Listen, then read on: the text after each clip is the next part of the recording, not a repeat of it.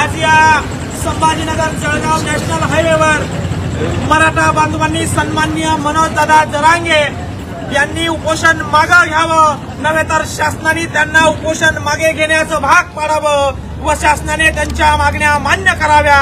या ठिकाणी रस्ता रोको सुरू आहे। सकाळी 10 वाजेपासून आज या ठिकाणी 2 वाजता जवळपास हा रस्ता रोको सुरू आहे। मागच्या 3 तासापासून या ठिकाणी 4 तासापासून रस्ता रोको या ठिकाणी सुरू आहे।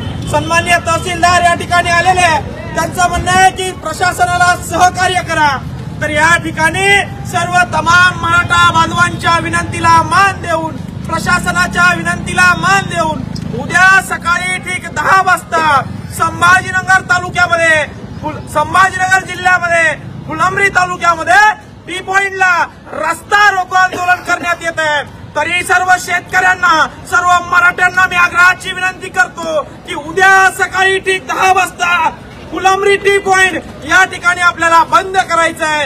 इकडे रस्ता रोको केलाय तर तिकडून लिल्लोडवरून गाड्या पाठवतायत, इकडून या ठिकाणी आळंदच्या त्या कमानीतून गाड्या पाठवतायत आणि या ठिकाणी फक्त अर्ध्या गाड्या तिकडून निघून जात आहे, अर्ध्या गाड्या इकडून निघून जात आहे। म्हणून मेन सरकारचं नाक या ठिकाणी फुलंब्री प्रशासनाचं, संभाजीनगर प्रशासनाचं काय असेल तर फुलंब्री टी पॉइंट आहे। आणि उद्या सकाळी 10 वाजता फुलंब्री टी पॉइंट रस्ता रोको आपल्याला करायचा आहे। तमाम फुलंब्रीच्या मराठा बांधवांना विनंती करतो की उद्या सकाळी ठीक 10 वाजता फुलंब्री टी पॉइंटला आपण हजर राहावं। एक मराठा